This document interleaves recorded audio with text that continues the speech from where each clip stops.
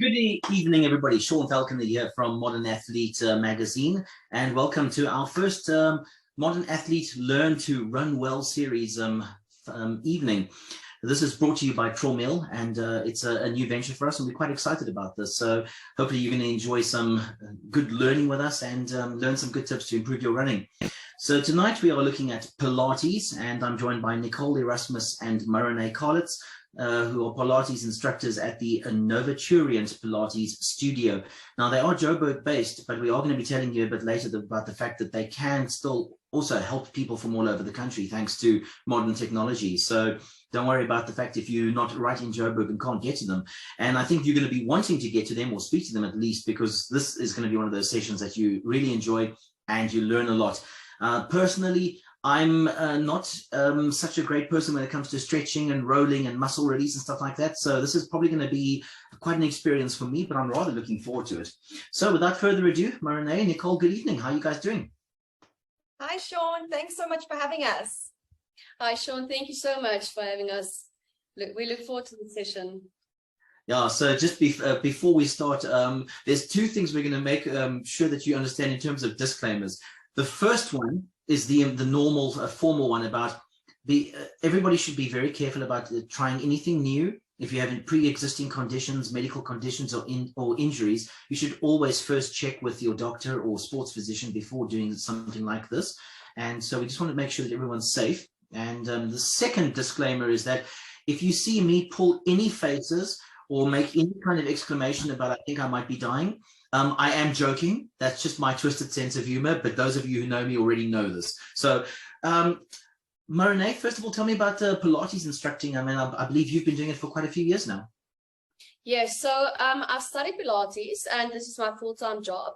I have been doing Pilates for 5 years, and I myself started with an injury. So my chiropractor and doctor referred me to a Pilates studio. So when I felt the difference and the healing process that speeded up so fast, I wanted to study it and help other people the way that it helped me.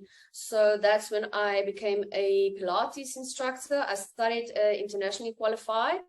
And yeah, ever since I've done some other workshops, and we are helping a lot of people with rehab and also just try to avoid injuries, you know, and by something simple like using a tennis ball, as we're going to do tonight, it's really a magical treatment with something that's super affordable at home. A question about Pilates I have is that for several years now, as a former soccer player and a runner of many, many years, I've got extremely tight muscles. My whole back line, for the viewers, that means from the back running through the glutes into the hamstrings, down into the calves and the Achilles. I've got this incredibly tight back line, and people have been saying to me for a while, why don't you do either Pilates or yoga? I have tried a bit of yoga and I really enjoyed it, but I've never tried Pilates. And for somebody like me coming to you, what would you suggest?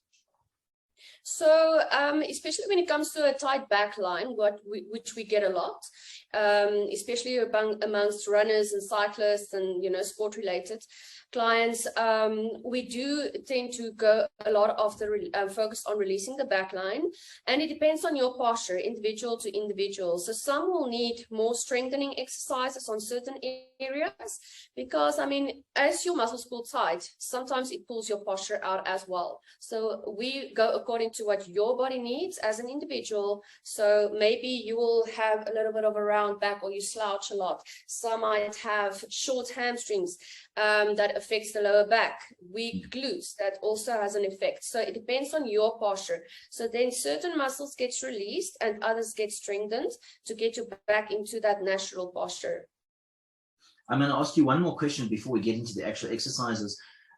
Most of us spend most of our days sitting in front of a computer, and I think a lot of us don't sit up straight. We tend to slouch. We bending over the computer. Can Pilates also help with the sort of the normal wear and tear of everyday life, other than just sports injuries and fitness and soreness? Definitely. So out of my own experience and with Nicole as well, we deal with a lot of people that come here, not maybe like for a because of an injury on the knee or something, but then we notice and we ask them, listen, are you in front of a computer most of the day? And you can tell that by looking at their postures. So then you can see the core needs some strength, and the shoulders will most likely be internally rotated, which means the back is a bit too long and weak. We need to strengthen and then open that whole line. So we work holistically, not focusing only on that specific area, but when it comes to a posture, back to your question, computer posture, we get that like every second client has the computer posture, and we really help them. And I must say, as we help them to get that upright posture and a stronger core, sometimes it's a very small thing that you need to do, and you can do it at home, but it helps you to keep an upright posture and then get rid of some headaches, because most of them also, like because of that posture, you get headaches because of the neck that's also getting influenced. Yeah, if I can add on to what Marinee is just saying, is that, so basically it's anything that's a repetitive action that causes imbalances in the body. So whether it's from sports, so from running or cycling, there's obviously repetitive actions there. It's literally where the phrase tennis elbow comes from. It's that repetitive movement with playing tennis. Same thing with going to work every day, causes those imbalances. And at Pilates, we focus on body awareness, so bringing your attention and your awareness to those issues, and then body mechanics. So giving you corrective exercises, whether it be strengthening an area that's weak or stretching an area that's tight, to bring everything back into alignment. It's all about that body mechanics and body maintenance, so that your repetitive actions are not perpetuating your imbalances. And when you come into your Pilates classes, we're helping you to take steps to correct those so that you can live a better quality of life for longer. Well, I'm just going to plant a seed here, and I know that my colleague Roxanne is in the studio, and she's going to be listening to this. And I think we need to add another show to this series about working on everyday muscle release and tightness, like the computer posture. We're going to be focusing, obviously, in this series on how to run better, but I think a lot of people will also benefit from something like that. So well worth thinking about. Now, let's get on to tonight's, shall I call it the lesson? Because I'm going to be learning new things. Marinee, what are we going to be doing, and what are we going to be targeting and looking at? So we will be using a tennis ball. I just want to show you this as well. Like, you call this a peanut. Well, you can tell why. So you can also use this, like two tennis balls stick together. So it's called a peanut. So then you can target your whole back. Like if the spine goes through here, it's not really pushing on the spine, but you got the tennis balls on both sides of the spine. But tonight we will just be using one tennis ball for you to actually also feel and compare how does your left feel compared to the right hand side. And you can also like just focus on that specific area and that specific spot. So runners in general tend to have tight hip flexors, and sometimes you can feel those quads, even the shins. So the back line that you were talking about, we will be targeting that tonight. And the thing is, when you feel that you got that release, obviously you don't have that niggles while you run because it feels released. So as soon as there's a spasm, or you can just feel there's a slight pull on the muscles, then automatically, without you being aware of it, you start to run differently, using those muscles differently and overcompensating with others. While where you release it at home with your ball, you can just like constantly release, run, release, run. So in that repetitive sequence that you're going to do, you will highly likely just avoid pulling into a spasm or getting some niggles in the muscles, avoid injuries or overuse of certain muscles. So we will be targeting the back line and just the front line of like the hip flexor and the quad.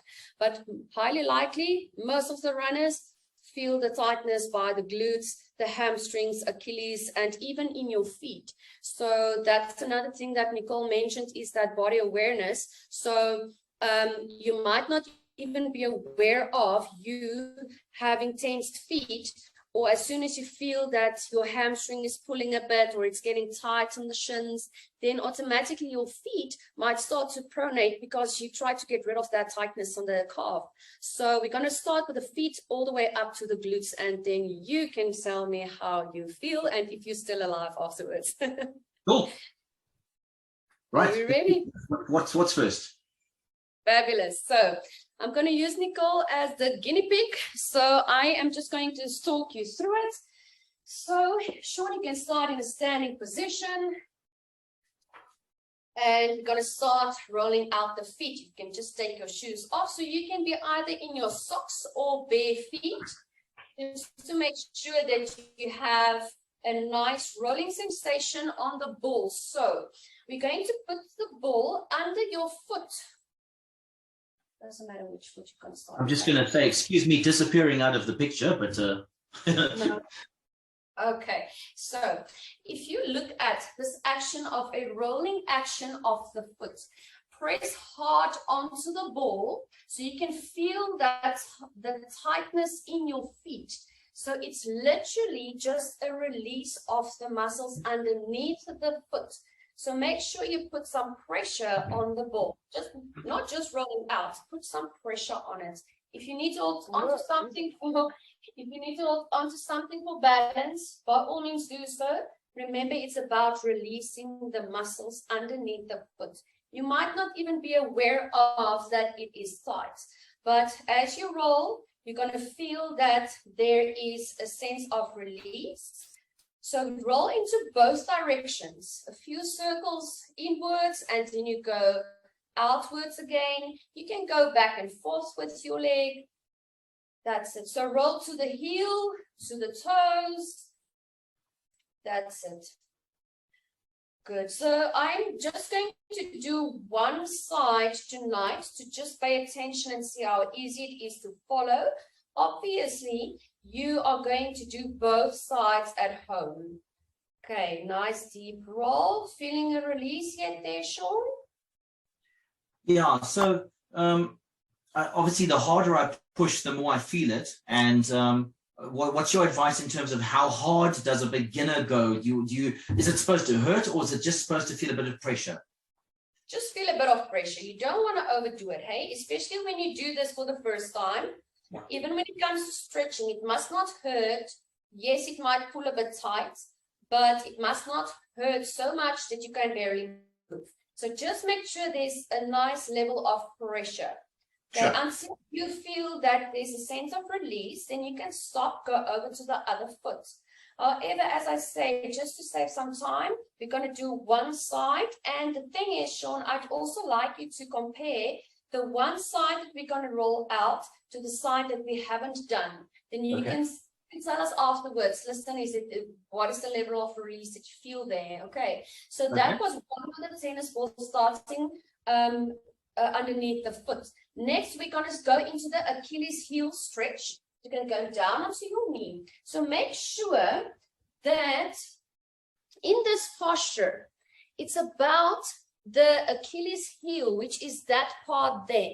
So you want to anchor the heel to the floor while pushing the knee over the toes. So you can lengthen this part here by the Achilles heel.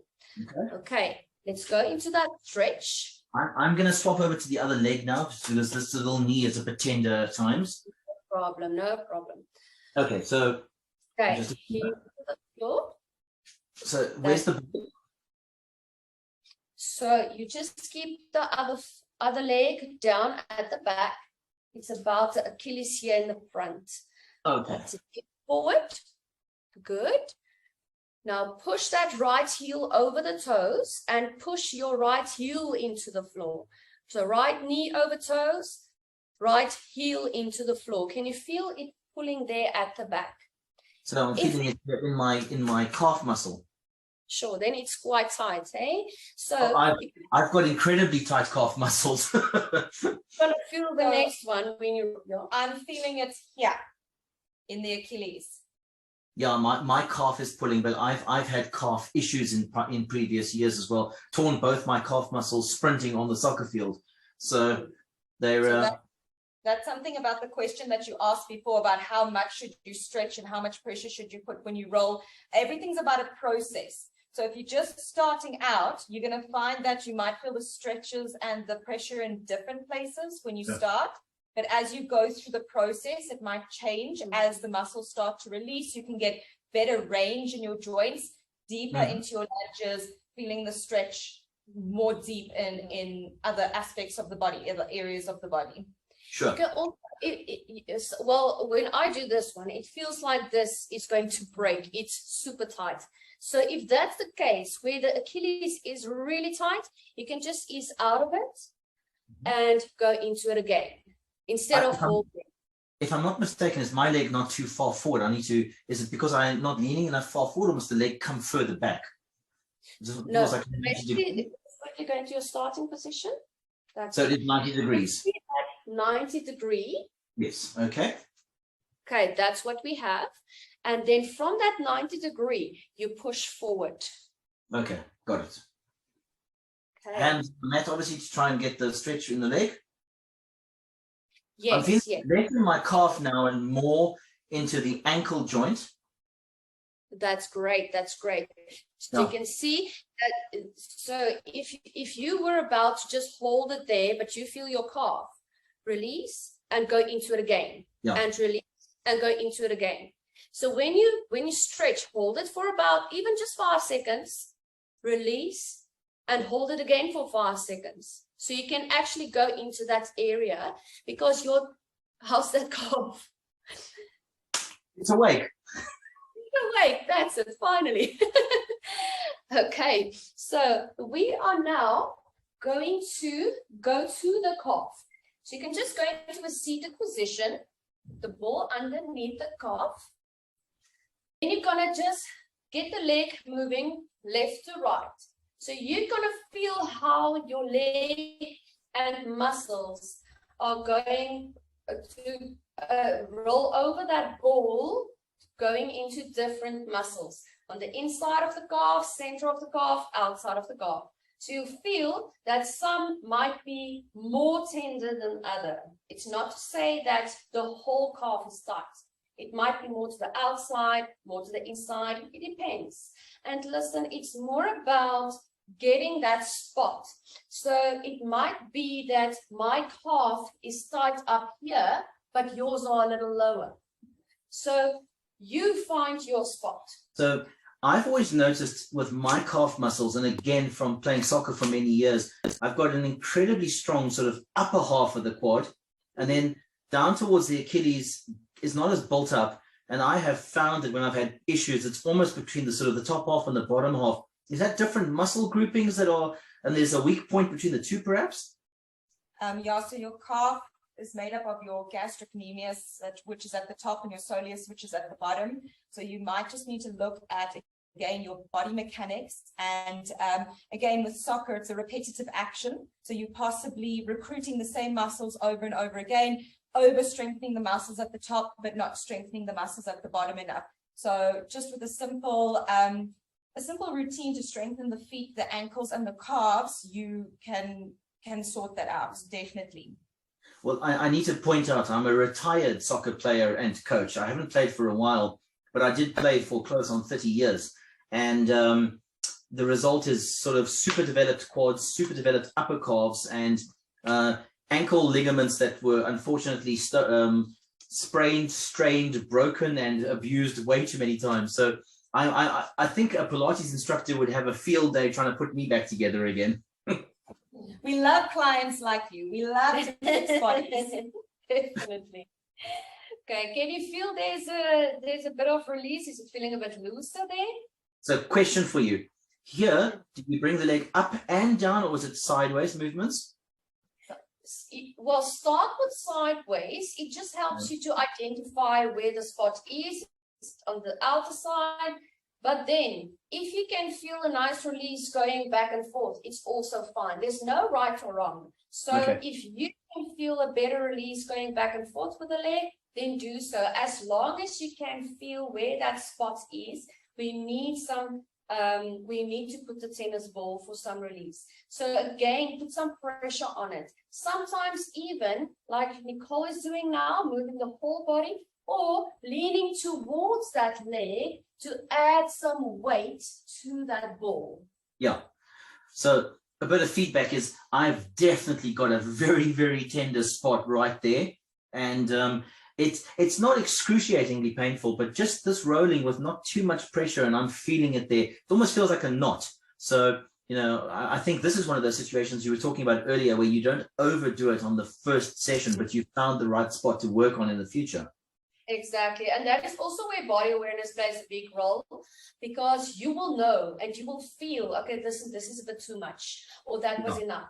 So rather always start light and get those pressure points and take note of how's it feeling today.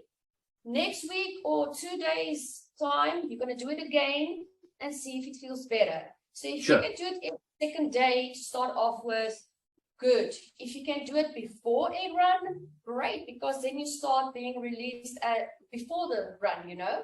So can we go to the next area, which is a nice hamstring stretch? Just take the ball away. And because the hamstring, I mean, it's obviously one of the larger group muscles. So what I want you to do now is, if you can't touch your foot like this. I can't. Okay, just make sure your leg is completely straight, just the one leg. The other one is tucked in. Other one is the sort of the 45-degree. That's it. Yeah. Like that.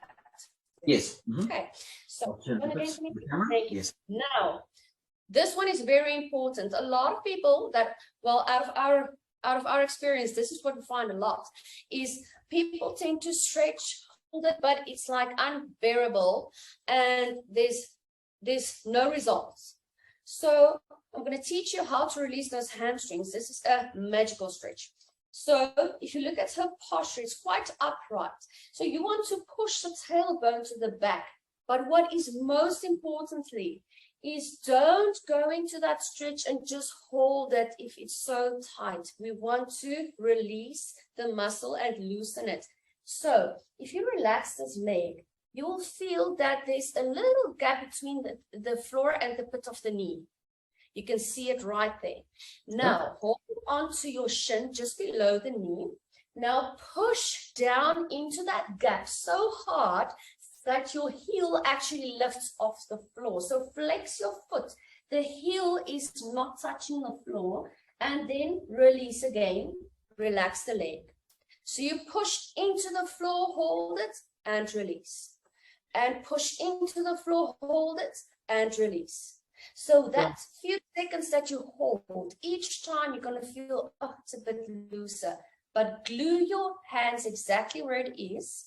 Now, after you've done about 5 or 4, you're just going to sit back, shake the leg out. And you're going to see if you can go, instead of below the knee, go to the ankle. Can you go down the leg further?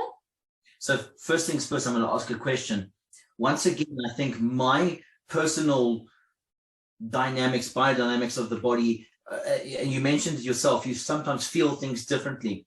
I've always found that in targeted stretching exercises, in the various sporting activities I've done, somebody says, this stretch, you'll now feel it in your hamstring, for example. And I'll say, no, my calf is pulling.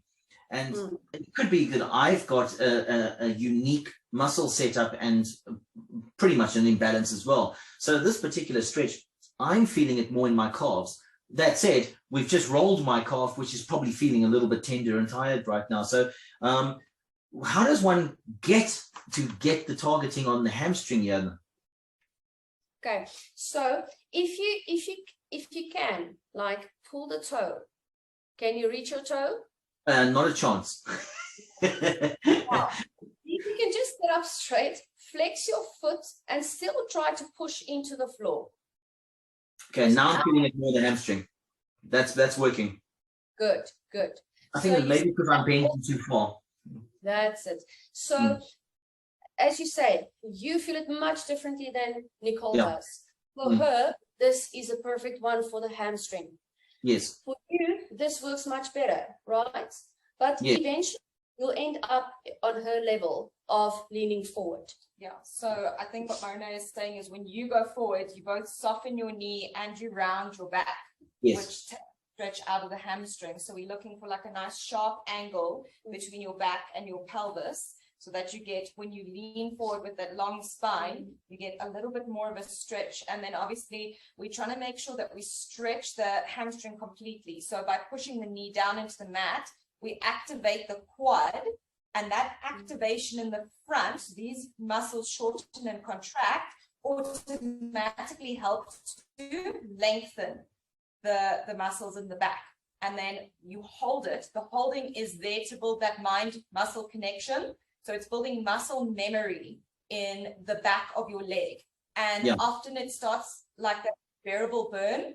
You try to hold it. So you can start with your holding and releasing. But once you've held it to a point where that burning sensation actually subsides, that is your brain having told your hamstring that that's its new length.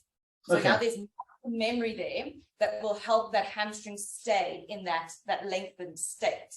So that's the whole concept of the pushing and releasing, holding to open that neural pathway so that your muscles can, for a longer period of time, learn to stay in that lengthened state.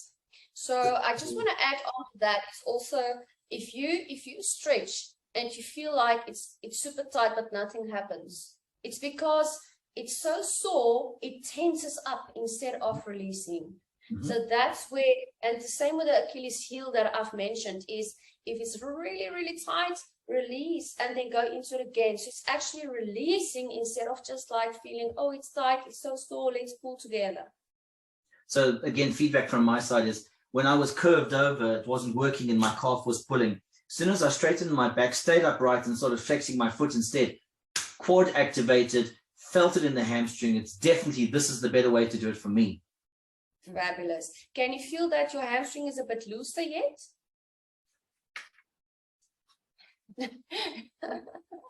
I think it'll take us a couple of weeks to get those hamstrings loose. Because of that. Oh. Listen, all jokes aside, I know I have an incredibly tight back line. Therefore, something like this is incredibly beneficial for me. I also know that runners are notoriously tight in the back line. So it's not a surprise at all. But okay. I can feel it nicely pulling in the hamstring. Not sore, just activated. Cool. Yeah, that's it. So that's the right stretch you got there. It must not be so sore that it's not bearable. Yeah. Okay, so the next one, we're going to roll with the ball again. So I must say, this one is quite a sore one. And we don't always realize how tight the glutes are, right? So first things first, we're going to target the top of the glute. So not the whole glute, it's just the top of the glute. So start with your left glute. Let's do you did the right leg. Do the right leg. Okay. Right leg. Because you've done the right hamstring. So let's do the right glute. Because I'd like you to tell me what the difference is between the two. So, oh, sorry. Nicole is going to do the left glute. So you're going to put it on the left glute at the top in the center of the glute. Don't put it in the center, like on the bony landmark. Don't put it on the sacrum. It's on the muscle at the very top in the center of the glute.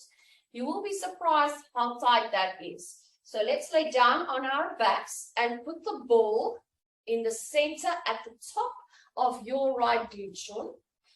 So can I make an inappropriate joke now? Is this what's called a pain in the butt? Absolutely.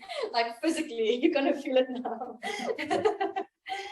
Okay, so now we're going to figure 4 the leg, which means your right ankle is going to rest on your left knee. Got it? Good. Now, your arms can be wherever you feel is comfortable. You can interlace them behind the head. You can put them out in a T alongside the body. What we want to focus on is exactly that spot where that tennis ball is now. So, tilt the legs towards the ball to shift the weight to the ball. And then bring it back to the center. Explain that to me one more time. Tilt the legs. towards the ball. So you're going to tilt the legs to the right because the ball is on your right glute. You tilt it towards the ball and back to the center to shift the weight and make it heavier. Okay. Got it. You feel that?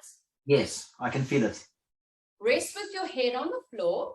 So the rest of your body needs to be just relaxed. Just keep the focus on that ball.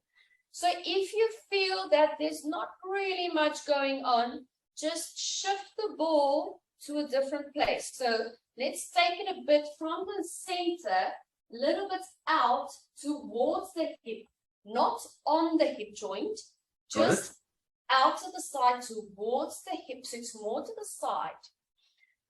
So then same thing, tilt your legs to the right because the ball is on the right glute. This should be quite a tender spot for most runners. Definitely. Can you feel any spot there, Sean? I'm sorry, I can't talk right now. It's just breathing. Don't breathe. Don't forget to breathe. Don't hold Whatever your you breath. do, just don't stop breathing. Listen, if I can still crack jokes, you know I'm alive. You went a bit quiet, so we were a bit worried. Okay, so now you can take the ball away. Just keep your legs as is, just take the ball out. Now you're going to grab hold of that left knee, grab hold of the back of the left knee and pull into that glute stretch. See if you can keep the upper body and head on the floor if you can, Sean. Good. Now you can feel it's more on the lower part of the glute. It's a nice stretch there. Can you feel that? Yes. So I've been taught this stretch over the years. It's also a very good iliotibial band release stretch. Absolutely. So if the glutes are tight, it's highly likely you're going to feel it in the lower back. And I want to teach you something now. You are holding on, Sean, to your left knee, right? Yes. So pull that left knee out to the left side so it's in line with your left shoulder. See if you can still breathe because it's definitely going to be a different muscle. Head on the floor. Can you feel it's a different muscle there? Where am I focusing to feel the different muscle? There, almost by the sit bone, to the lower part of your glute. So pull it to the left shoulder. Ah, yeah, there it is. You got it. Good. So most of the time, when we pull that knee to the chest, we pull it to the center of the chest. Now you're actually pulling that knee to that same side shoulder and you target another muscle. Okay. Okay, you can release. I'm just going to feel it one more time. No problem. See if you can squeeze your right knee open a little bit more as well. Yeah. So the stretch is often taught by people if you've got the right knee iliotibial band is too tight. The tightness is up in the glute. So therefore, this stretch, by putting the left leg towards you, you're also stretching the right leg iliotibial band release here. That's it. Yes. Yeah. But exactly. So good. Yeah. The last one, we're going to come into a prone position for the hip. I'm going to sit up so I can watch you. Oh, prone. So prone position is laying down on your tummy. I'm just going to watch first so I can see what to do. No problem. You're going to put the ball by the hip flexor. So just lift there, put it on the hip flexor. Those ones are quite tight. So remember, it's the quad, and then here at the top is the hip flexor. Yes. Put it on the hip flexor because they tend to be super tight amongst runners. Okay. So then you're going to hold onto this ankle, pull into a deep quad stretch, release a bit, and pull, and release. So am I trying to roll on the ball at the same time? Not yet. Just stretching Okay. the quad. We're going to come to that now. Just rest with your head on that left arm. Yes, so you don't go into a back extension. can you feel the ball has got some pressure here on the hip flexor? Yes. Okay, now keep it there. Just stretch the quad and release the quad. And stretch the quad and release the quad. And I really feel it nicely in my quad. It's a good stretch. Yes, definitely. So we first release the quad. So straight arm and bend. That's it. So you can feel that you are a bit tight. So exactly what you did now. Nicole is managing. She manages to just hold on to it, bending and extending the arm, right? You sometimes need to release and then grab hold of it again. Yes. As I said, there's no right or wrong. Go according to what you feel in your body. So now that brings us to the next one, is that rolling onto the ball. So hold on to the ankle. Now roll your pelvis to the ball and then release. And roll to the ball and release. How much of your body weight are you putting onto that ball? That's it. I'm putting my whole body weight on here, but if it's very tight, you probably won't. So you'll want to recoil from the pain, which is all right. Just take it at a pace that's good for you. Yeah. If I get very So what she's doing is she's rolling, putting the weight on the ball and releasing, just like we did with the glutes. Mm-hmm. You've put the weight onto the ball and take it away. Okay, yeah. If I get very quiet now, you know why. Let's try it out and see how you feel like. That's it. So on the hip flexor, and again, like if you feel you need to take that ball a little lower down the leg because that's a better spot for you, then do so. You find your spot. It depends on what your body needs. That's it. That's it. Exactly that, Sean. Good. How low can the ball go? I mean, it's not onto the actual quad muscle. You're staying on the whole hip area. For the hip flexors, no, just keep it on the hip flexor part itself. Okay. By the hip, just that part up there to keep the focus on the hip flexor. Okay. You can also move it down lower on the leg, but the main focus right now is obviously the hip flexor. Okay.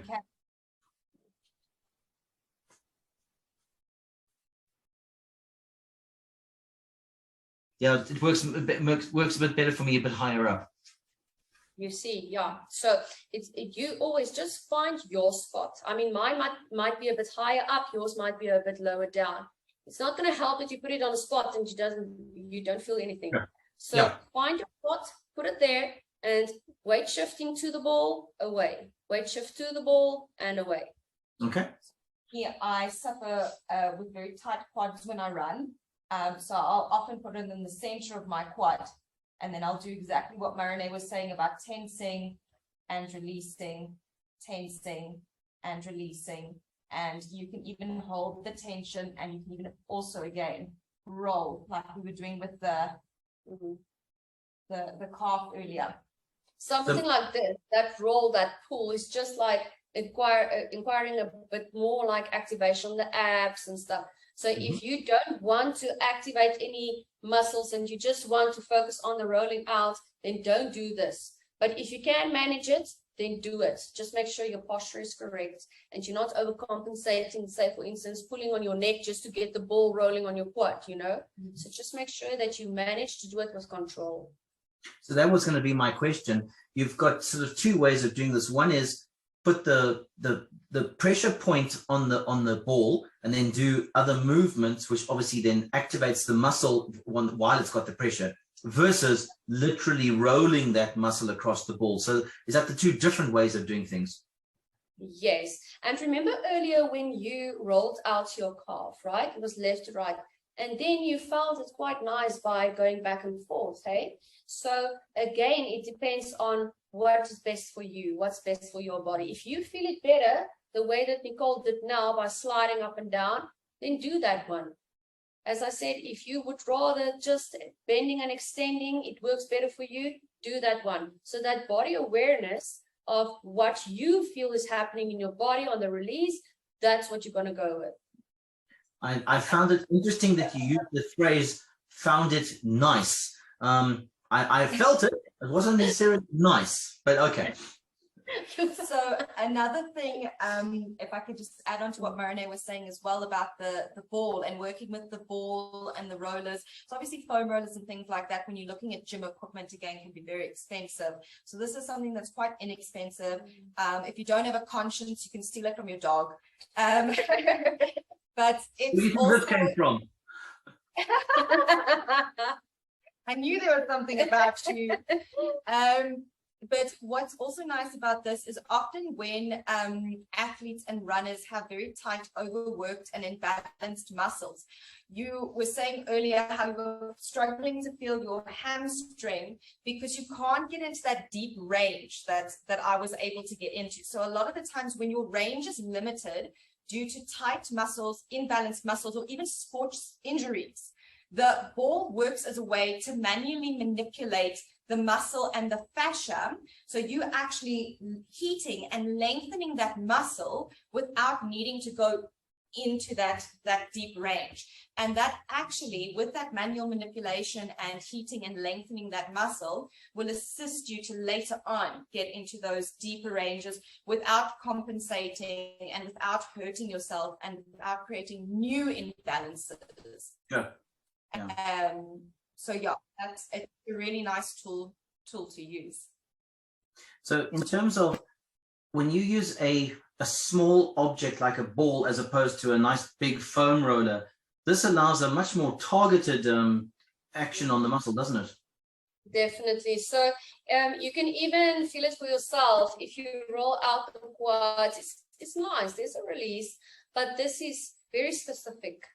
And what's nice is that you can compare how's the left feeling compared to the right. You can compare the two sides.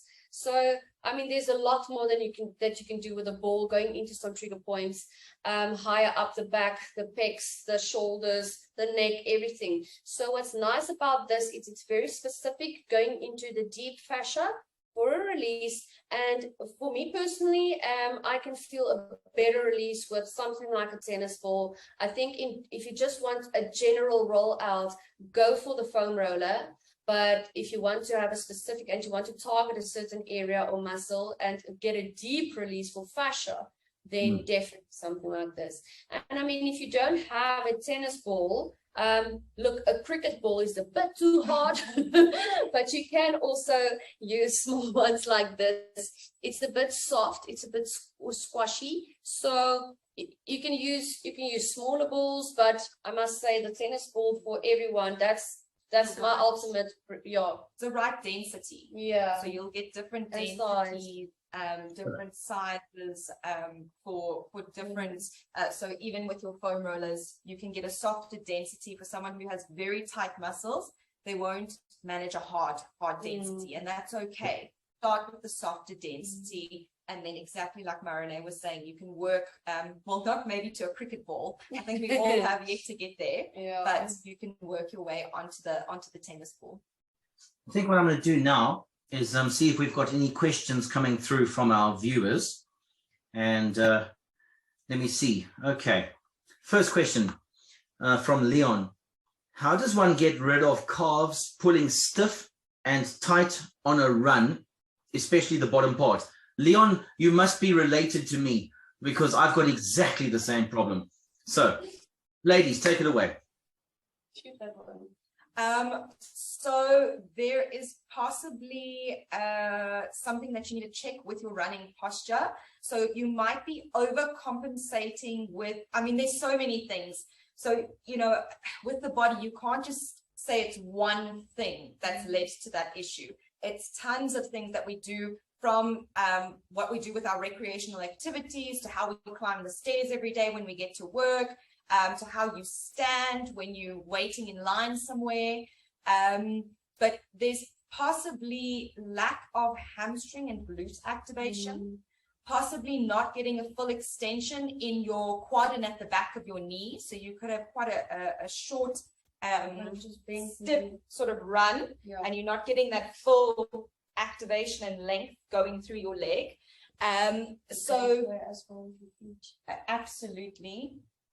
So probably we would recommend using your tennis ball, rolling those quads out.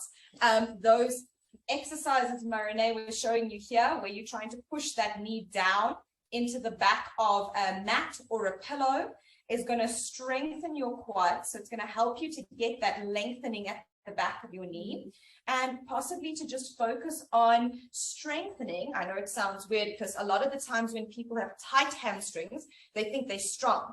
But remember, a muscle can be tight but weak at the same time. So you possibly need to focus on strengthening your quads and your glutes while also strengthening the hamstrings.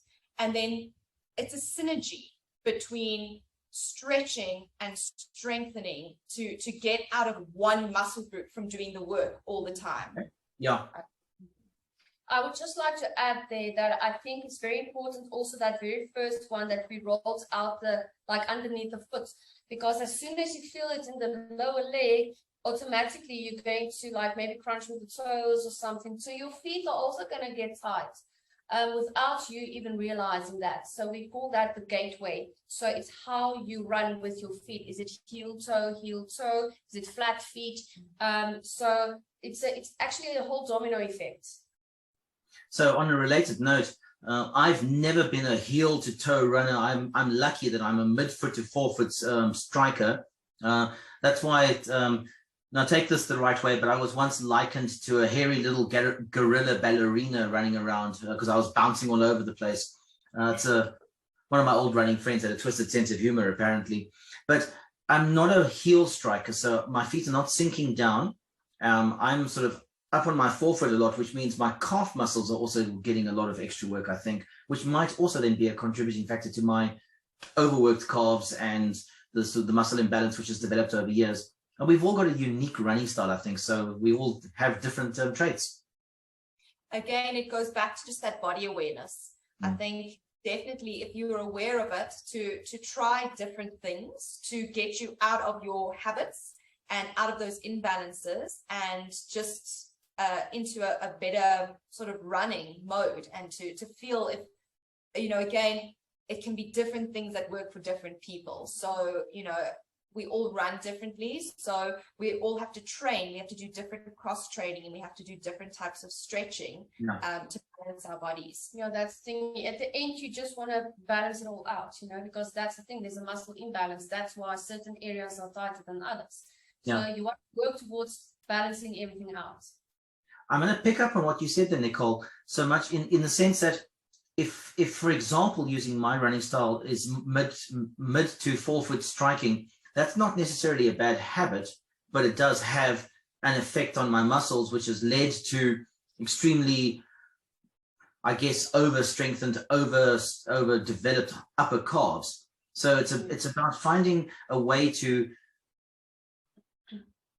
get rid of that imbalance and activate and use other muscles as opposed to breaking a bad habit. Am I correct? Yeah, so again, it just goes back to that repetitive action. So, you know, you talk about running and running being a repetitive action, and people go, and then you get injuries from it, and people go, oh, then it must be bad for your body. No, it's very good for your body. It has a lot of benefits for your body. And, you know, from physically to also mentally and emotionally, again, it's whatever works for you to be able to move is very important. Our bodies were made to move. So it can be a bad habit. Some things can be a bad habit, but again, it's about just getting out of those habitual movements that have created those imbalances. So cross-training, stretching, consulting a health and fitness practitioner, literally even just Googling things. Be careful, obviously, with Dr. Google, but look into Pinterest. There's so many influencers out there who literally, just to give back to their communities, often are just posting tons of stretches, mobility exercises, and things that you can do to just keep your body in check and to balance it out. I think that's always about that balance. Got a couple more questions coming through from Tanika. How important is it to do these stretches after running? And let's face it, let's take the question even further. Before running and after running, which is better, which is going to give you more results? I would say do before, because Both. yeah, both, but start with before, because I mean, if you're gonna go for that run already feeling tight, so do stretches before you run. If you feel tight afterwards, stretch again. But for me, and I recently had a client, a cyclist, and she did this whole Camino, and I told her, listen, see how the training goes. If you stretch beforehand, loosen your body before, because what she felt is once she's on this the bicycle, halfway through, she feels like she's pulling up for the shoulders and her back, you know, going into that posture, and then she tries to sit up straight. Whereas beforehand, going into that loosening of the body, being aware of how loose you feel, and then start your activity, apparently that worked really well for her. If it was a very long race, she felt a bit tight afterwards, then she would stretch again that evening, or she rolls out with that tennis ball. So I would highly suggest do it before your race or before starting your, because we used to, like, we have that mindset of let's quickly warm up, exercise, stretch. But why not do it the other way around? Because this client of mine actually said that once she feels looser and she's loosened up and she's got that awareness of, okay, I'm better now on the bicycle, there I go. She's already in that posture where she was just like previously warming up, do a few stretches, and there she goes. So the body was already tight. So that's why she felt that it's pulling a bit while she's cycling. Now, stretching beforehand, she managed to just like keep it relaxed, keep the correct posture, and there she goes. So my advice would be try beforehand. If you feel tight afterwards, then roll it out with a tennis ball or stretch again. So often we like to compare the body to a car. I don't know why, but you know, you always say, oh, you'll never run on an empty tank. So again, nutrition's important and all those things. It's the same thing when you're leaving for work in the morning. Everybody gets in and warms up their vehicles before they drive to work. So why would you not do that with your body before you go on a run or a cycle? And again, it's different things that work for different folks. Some folks prefer a dynamic stretching warm-up. Some folks prefer more of a like a relaxed flow zen stretching warm-up. It's whatever's going to work for your body. But a little bit before and a little bit after goes a long way. Definitely, both of us can say from our experience that our clients who have done regular stretching have seen a lot more improvement, not only in their training sessions with us, but in their recreational activity, you know, whether they are doing it like professionally, semi-professionally, or just as a recreational activity, they're seeing much, much better results. It's like literally day to night from when we first started to where they are today.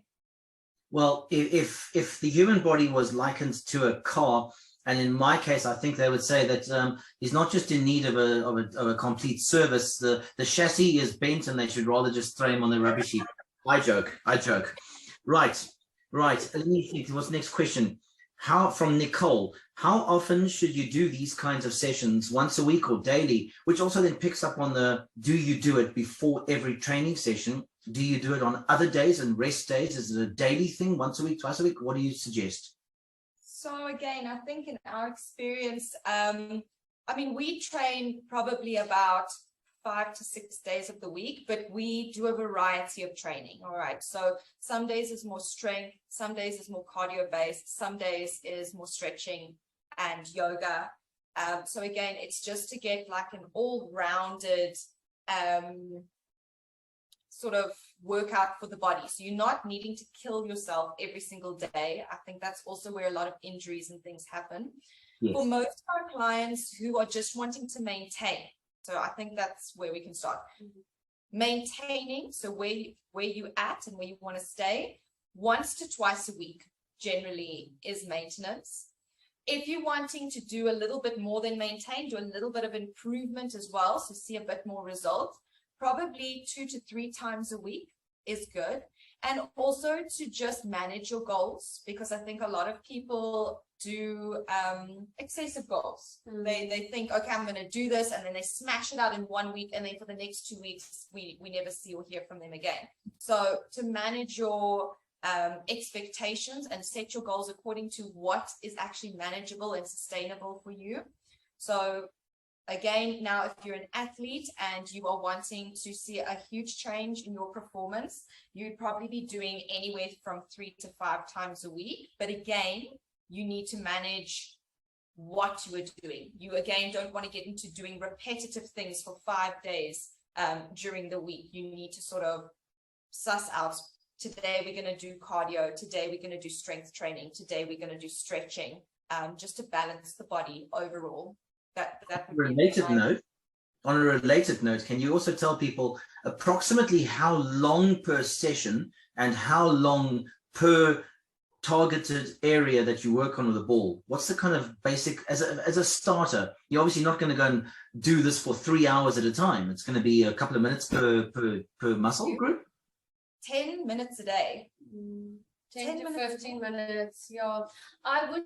You know what is a very good pointer also is if you don't have to stretch the whole body every time. You can do the upper body today, and then in 2 days time you can do the lower body. In the meantime, like if you feel tight in your back, stretch it out. But if you want to get a nice routine, it's not to say you have to stretch the whole body out every single time. So again, one of my clients, again, a good example, is a runner, and he trains with me twice a week. So we will do upper body today, exercising and stretching lower body.